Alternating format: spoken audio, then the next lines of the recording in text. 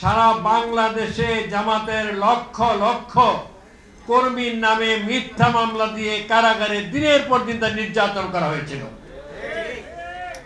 জামাত সহ যারা এই স্বৈরাচারের বিরুদ্ধে আন্দোলন করেছে সেই সব দলের নেতা কর্মীদেরকে লক্ষ লক্ষ মিথ্যা মামলা দিয়ে গায়েবী মামলা দিয়ে কারাগারে নিক্ষেপ করা হয়েছিল।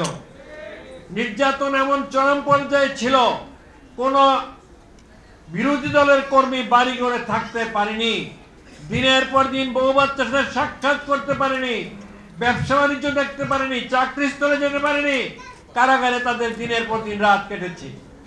আল্লাহর মেহেরবানিতে দীর্ঘ সংগ্রামের পর সর্বশেষ ছাত্র জনতার আন্দোলনে স্বৈরাচারের পতন হয়েছে। এই বিজয়কে যেন ধরে রাখতে পারি আল্লাহ রাব্বুল আলামিন তৌফিক দান করুন এবং আমাদেরকে ত্যাগের মাধ্যমে ঐক্যবদ্ধ থেকে এই বিজয়কে এগিয়ে নিয়ে যেতে হবে সাকসেসের দিকে, সফলতার দিকে। প্রিয় বন্ধুগণ, আমি যেটা বলতে চাই, লক্ষাধিক পয়গম্বর দুনিয়াতে এসেছিলেন মানুষকে ন্যায়ের পথে ডাকার জন্য, সুন্দর সভ্য সমাজের জন্য, আইনের শাসনের জন্য। একটাই মিশন ছিল তাদের, ন্যায় প্রতিষ্ঠা করা।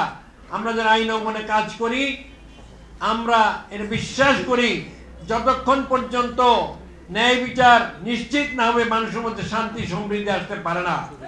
তাই আসুন আমরা ন্যায় প্রতিষ্ঠার জন্য, ন্যায়ের শাসনের জন্য, আইনের শাসনের জন্য, আমাদের বলা হয় লার্নেড, আমরা ইন্টিগ্রাল পার্ট বিচার ব্যবস্থায়, বিচার ব্যবস্থার অবিচ্ছেদ্য অংশ হচ্ছে আইনজীবীরা। সুতরাং এই অঙ্গনে যাতে আমরা ভূমিকা পালন করতে পারি, আমাদের সেই তৌফিক যেন আল্লাহ দান করেন, এই তৌফিক কামনা করে আপনাদের সবাইকে এগিয়ে আসার আহ্বান জানিয়ে আমার বক্তব্য শেষ করছি। আসসালামু আলাইকুম ওয়া রাহমাতুল্লাহি ওয়া বারাকাতুহু।